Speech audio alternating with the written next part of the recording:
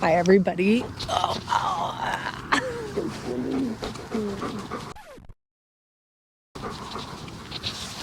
You're very loud. Oh my God. That's so cool. Right behind me. All right. Hi, everybody. Jennifer here with the Equine Healing Collaborative. And of course, Foden is here to help me, join me, guide me, and create some more chaos behind me. Anyways, so I just wanted to give everybody a quick update. So staff from the Equine Healing Collaborative is hopefully, we are going to hopefully be working with a tribe out of the Bay Area. And again, hopefully opening up another location, basically so that we can access more people and service more people. So that is one of the goals of the organization, is to kind of bring like a normalization to equine assisted psychotherapy, and also make sure that as many people as possible have access to this amazing service. Hi, I know Foden, what is the problem here? Anyway, so several of my staff and I, actually 2 of my staff and myself, are going to be traveling to North Dakota. And we are going to be doing a training with a gentleman named Jon Eagle Sr. And he has been doing this for years. He is part of the Sioux Tribe up in the Dakotas, and is currently on the reservation of Standing Rock. And so we're actually going to be traveling there to go be with him and meet his horses, and hopefully to gain some insight into, how Indigenous folks work with these animals, and just see like what additional resources that we can start to train our clinical staff in, so that we can have a much wider and broader breadth for what it is that we're doing. So I have no idea what this is going to look like. I have no idea what we're going to learn. I don't know a whole lot about what to expect out of this training. So I'm actually really looking forward to it. If there's one thing I love about horses, is that they always make sure that you have no idea what you're doing. So I feel like this is just going to be a huge adventure for us. So we'll be heading out to North Dakota, and we will be publishing some videos on our website, so that you'll have a better idea and understanding about some of the things that we've learned. All right. Thanks, you guys. Bye-bye. Hi, everybody. This is Jennifer, Gemma, Abigail, and we're with the Equine Healing Collaborative. We are getting ready to hop on a plane. We're headed to North Dakota for Becoming One with the Spirit of the Horse, to work with Jon Eagle Sr. And we'll be at the Standing Rock Reservation. We're super excited. We are going on this training because we want to hone in our skills, hone in our skills, our clinical skills, and we want to start implementing Indigenous practices into our work with our clients. See you later.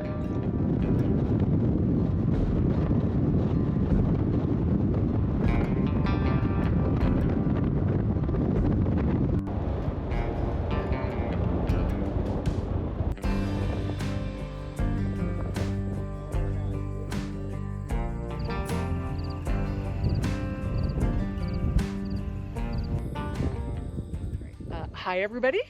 Hi. We are here at our training. So we're just in the process right now of just kind of getting ourselves organized and ready to go. I have to say that this place is absolutely spectacular. Unbelievable. So I'll just show you kind of a little bit of like the landscape behind us. It's just unbelievable. And then on the other side, we can see there's a small herd of horses. And so we're really looking forward to getting started today, and we have no idea what the day holds. So I'll keep you posted. Bye.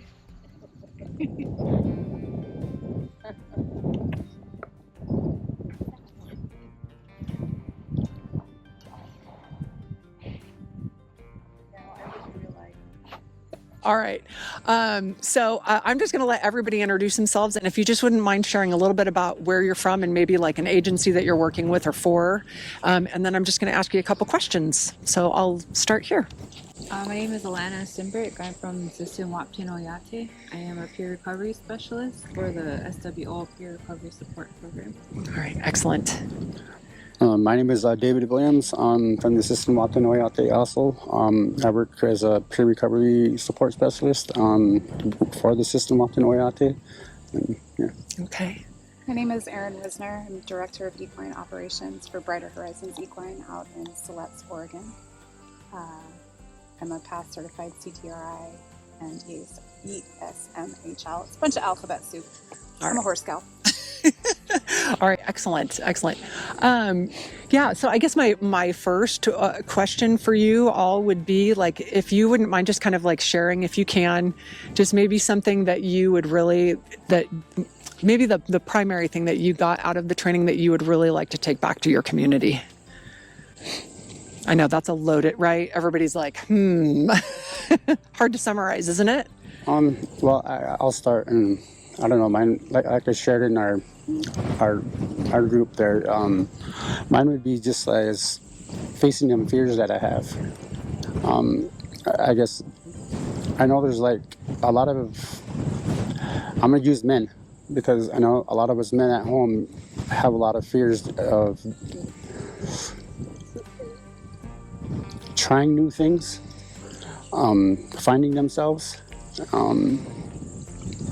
So I guess what I took out of this is I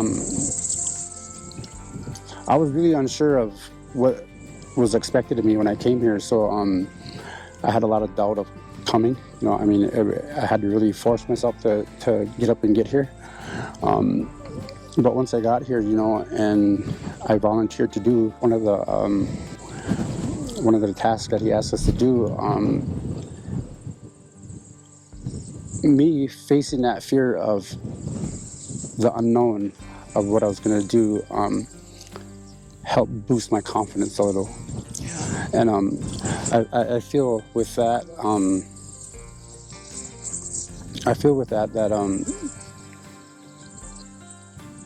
me sharing this back at home with the other men, that I can also show them that it's okay to face them fears, it's okay to have that fear, but to go forward with that. And maybe I'm more than sure that it would help their confidence also, you know. And you know, is it okay if I just share kind of like what I observed during your interaction with the horse? So you were asked to just halter the horse with no instructions at all, and on top of it you were given a rope halter. That's what we use back home, is we use rope halters, and I use them kind of for the same reason that Jon does. But you went in and, you know, here you have this gangly halter, and what I saw you engage in this amazing problem-solving process. And one of the things I love about horses is that they are amazing problem solvers. And I watched that horse actually join with you in solving that problem. I don't know if you picked up on that, but oh my gosh, it was so apparent to me that that horse was like, okay, so you and I have this thing that we need to do. And there was one point when you kind of started to put the halter up over his ears, and I saw there was a slight pause. I could see just this very, very subtle pause. And you stopped for a second, and then you thought about it, and he literally put his head down a little bit so that you could get that halter over his ears. Did you? That part I did notice. Yeah. And I know I shared with you when we were kind of saying our, not goodbyes, but our, I don't know what we were saying. It doesn't matter. But I've seen a lot of beautiful things happen with horses and people. And that by far has been one of the most beautiful things that I've seen in yeah, it was absolutely amazing to me. So I had a lot of appreciation for that, and just the fact that you were willing to be vulnerable up there. And I think that you're onto something when it comes to men, young men. One of the things that we're going to start doing at our facility is we're going to start the Pond Club. And it's a lot of young boys ages like 9 to 12 who are just really struggling with like social cues and social settings. And we just want to get them together and talking and hanging out at our pond and trying to catch frogs, because that's what they need. They need to socialize with each other, and they need to have us kind of there around and just being in their presence. So I agree with you. And I just feel like men being willing to be vulnerable is so important and so impactful. So thank you for that. Okay. How about you? What's something that you feel like you might take back with you? I appreciate your observation, like your observation skills of the horse and Dave's interaction that they had.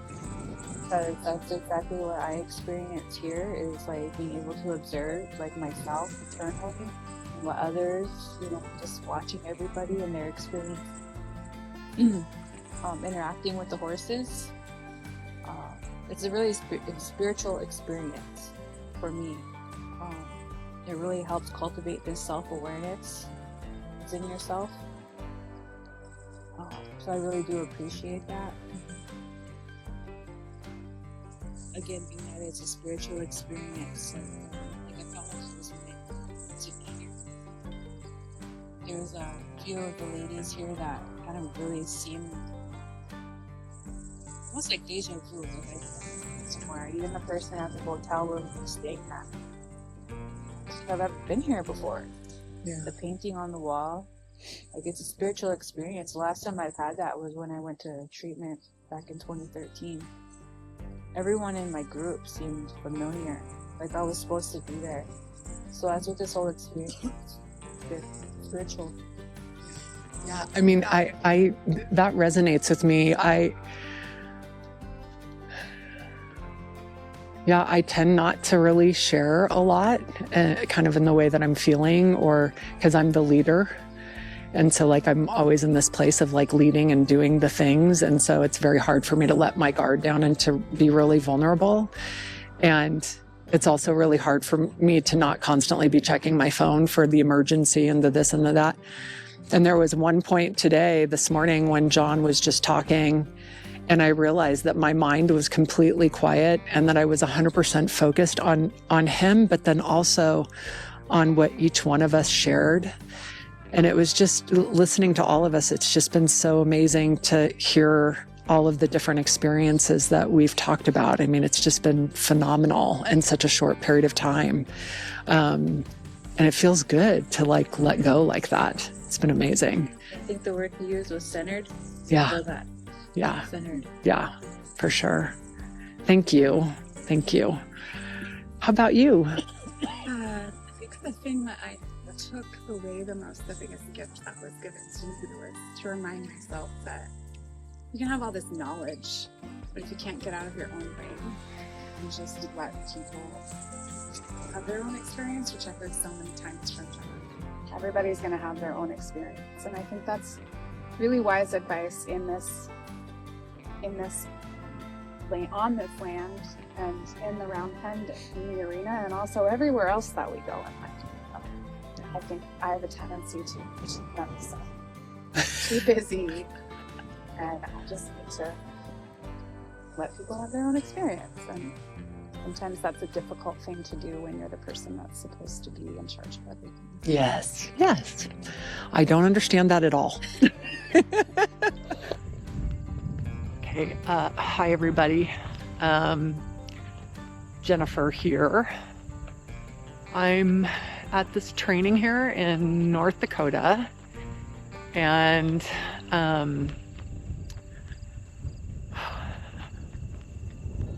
mean, I think one of the things that we've been all talking about is that there are actually no words to describe what is happening here. A couple things. I've been able to be with some Indigenous folks, which has just been such a privilege and honor. And I really want to bring attention to the plight of Indigenous women. There's been a lot of really tough topics covered today. So suicide, murder, just incredible loss of, family and family members to violence. But I think the amazing and beautiful thing about today for the last 3 days has been that, regardless of our differences in culture, these are just things that connect us in such a way. And that for me has been, just the most important piece.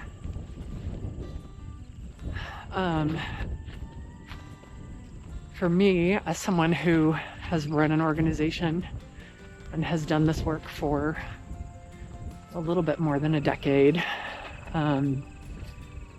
it's interesting to be on the receiving end of what I already know to be true about horses, that they are healing and that they connect us in ways that are deeply spiritual and ancestral. So we're on a break right now, and I'm just taking a walk, and I'm looking for what Jon calls the untouched herd. And they run these plains like they have for hundreds of years, and they're absolutely beautiful, and this landscape is absolutely beautiful. Cold, very cold, but also very beautiful. So in talking with Jon, I've been bugging him for days to think about sharing and recording, and today I finally convinced him. So stay tuned for more. It's coming. I'm out of breath walking up this huge hill. All right, you guys, bye.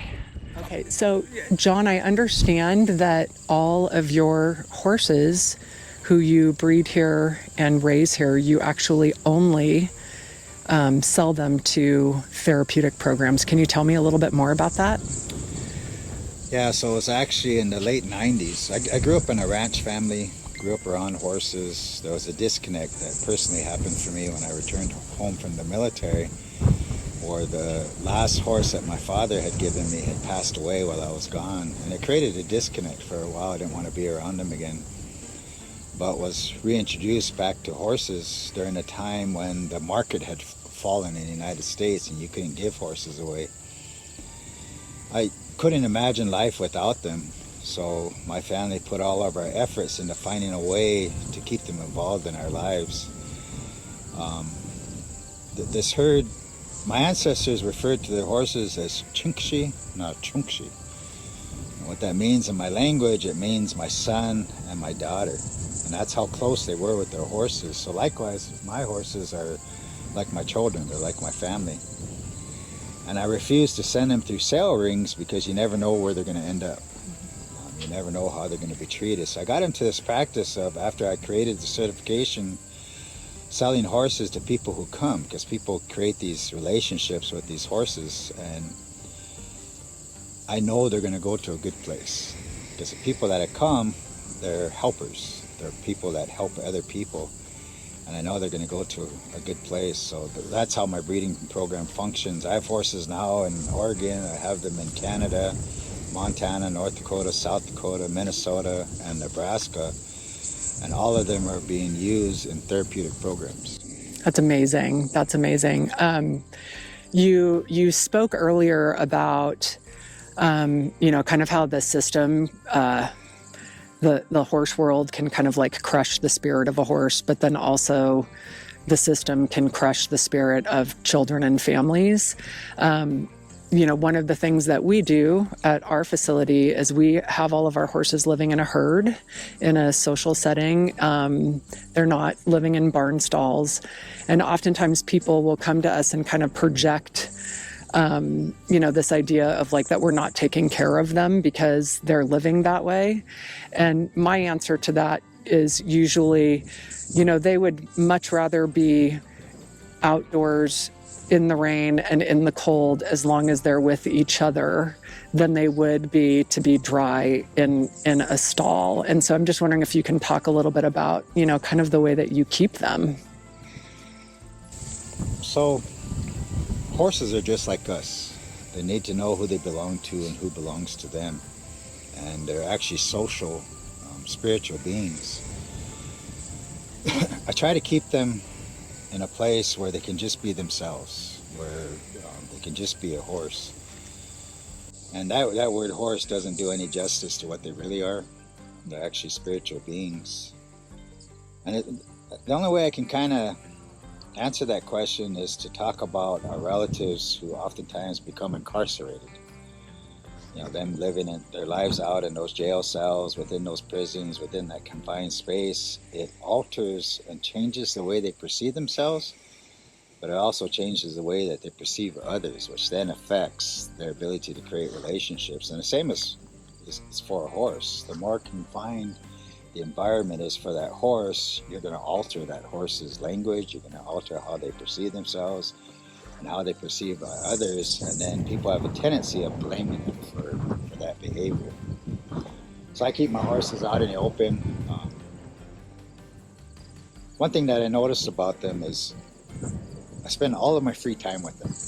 Every chance I get, I'm out here with horses. And the industry has this habit of starting horses when they're real young, and then putting too much pressure on them and then tossing them away when they're of no longer use. But I've had experiences where somebody wanted to purchase a 10-year-old mare and bringing her out of the pasture, putting her around corral, creating a relationship with her. And because she's mentally in a different place, she's more mature, the connections happen real quick.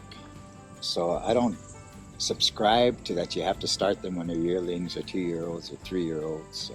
As long as you create the relationship first, anything is possible.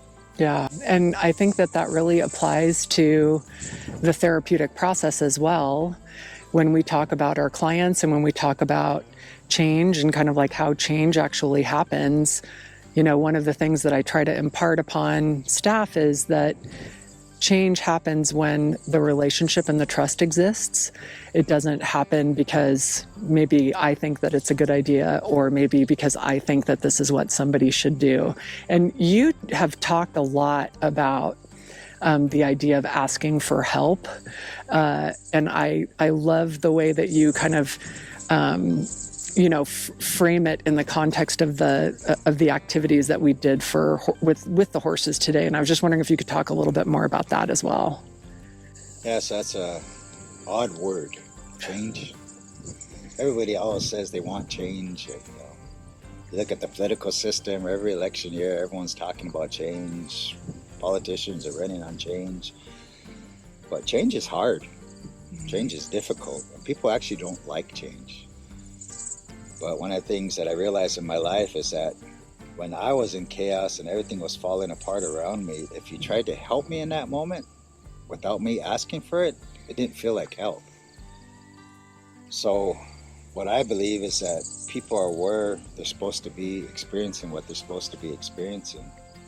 And the change is going to occur when they're willing to make that change. You just create resistance if you try to interrupt that process. So one of the things that I try to illustrate and focus on during the training that we have here is that what it takes patience, it takes understanding, it takes consistency, it takes forgiveness, it takes faith. Not only in working with horses, but in working with people.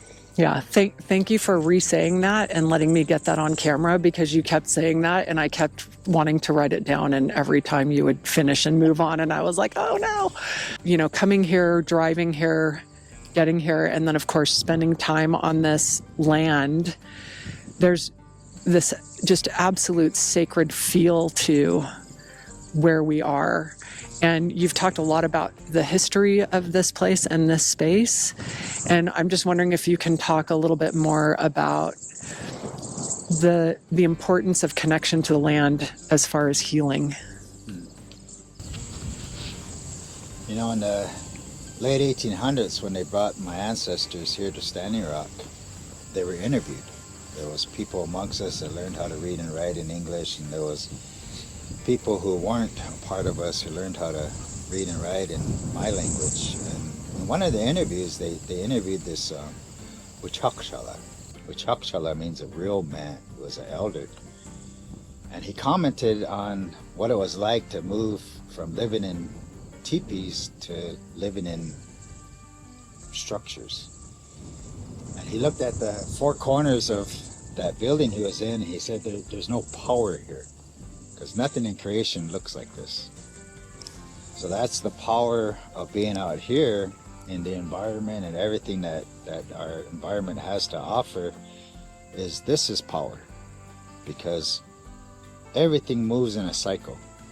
You know, we're at the end of summer, we're going to transition into fall, then winter, then spring, and that whole cycle repeats itself again. We're inhaling oxygen, exhaling carbon dioxide. Those trees are inhaling carbon dioxide, exhaling oxygen. Water evaporates, comes back as rain. You know, even the earth, it might look like you and I are standing still, but we're not, because we know that the earth is revolving, it's revolving around the sun. And that same cycle goes all the way out into the universe. So I like to tell people that if all you see with your eyes, you're always going to be limited in what you perceive in this world. But if you can learn to see with your heart and see with your spirit, you can look all the way out into the universe and acknowledge your relationship to everything in creation. And I think that's what you're sensing, is this connection that you have to all the powers of the universe. And for many people in this society, they've become disconnected from that now. That's what I appreciate about these 3 days that we just spent with each other, because I got to watch people reestablish those connections, being out here in nature as opposed to being in a facility. Yeah. And it's Ella, right? Ella, yeah. I have a horse named Ella. Do you really? I do. It's an old name, huh? Yeah, it is. And she came with a weird name. You guys can tape this, that's fine. She came with a really odd name, and it started with an E. And there was just something about her that she didn't want anything to do with any of us. She's this Belgian draft, and she was like, and to this day still, we've had her for quite a few months, to this day still, when you try to halter her or face her, she just turns her head like this, like it's just too painful to look at you, or it's too painful to acknowledge you. So her name is Ella as well. So when you said Ella, I was like, oh, Ella. We might have something in common. All right. So if you wouldn't mind just introducing yourself and maybe telling me a little bit about where you're from. Sure. My name is Ella Robertson. I'm from the Sisseton Wahpeton Oyate. I am an instructor at the Sisseton Wahpeton College, but I also have my own business, and part of it is, with my horses. I own 7 horses, and I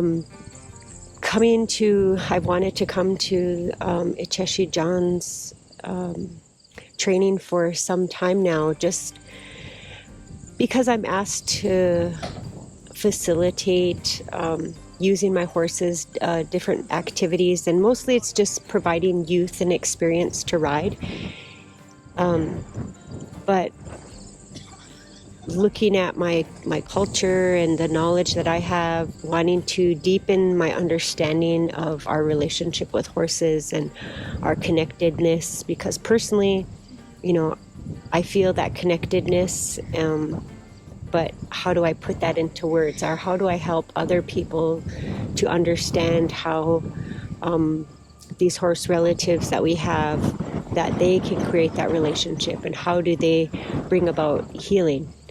And being able to verbalize that, I think these past few days has really helped me with that. We come to learn how to help others, but in the process, we've actually all helped ourselves.